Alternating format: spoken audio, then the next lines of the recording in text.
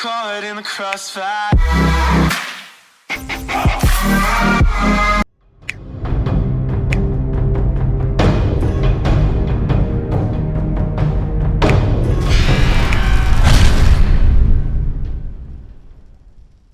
you just walk me through a little bit of how did you find out about what had happened in the courtroom, and and was it from different sources? Just talk a little bit about that, what you first heard about, and then go from there.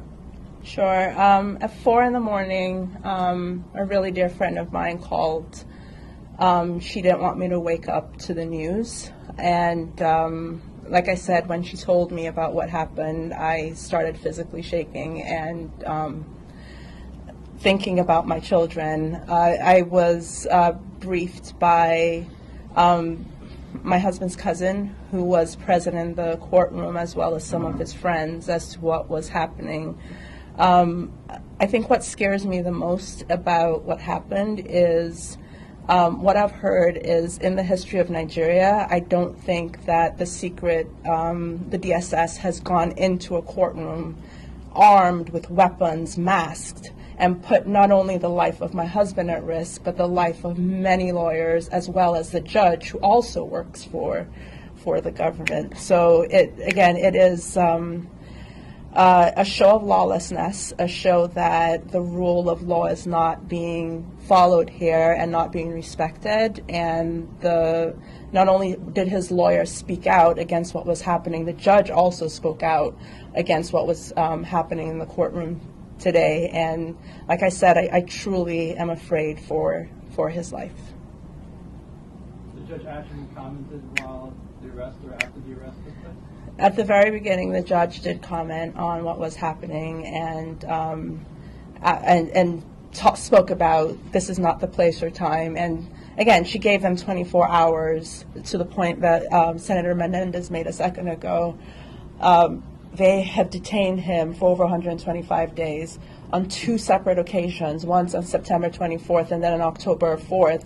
Judges have ordered his release, and the Nigerian government has ignored those and has been in clear violation of the orders for him to be released. So after giving them 24 hours, they let him out for 12 hours and then rearrest him when the court was adjourned to February. That's scary. That's really scary that they would do that with guns and masks and choke him and physically hurt him right there with cameras going and people watching in front of a judge. It just, again, shakes me to my core. Anyone else? Sowore, both of you, could you talk about, did you find out what charges they slapped on him? New ones? Are they still haven't said anything? Well, my understanding is not a question of new charges, a question that the state security came in and intervened in a judicial process which had liberated him and physically, through a chokehold, dragged him off. This is in violation not only of the rule of law and of the dictates of the court, it's in violation of the basic elements of human rights that we seek to observe globally, that are part of the Universal Declaration of Human Rights that Nigeria, I believe, is a signatory to.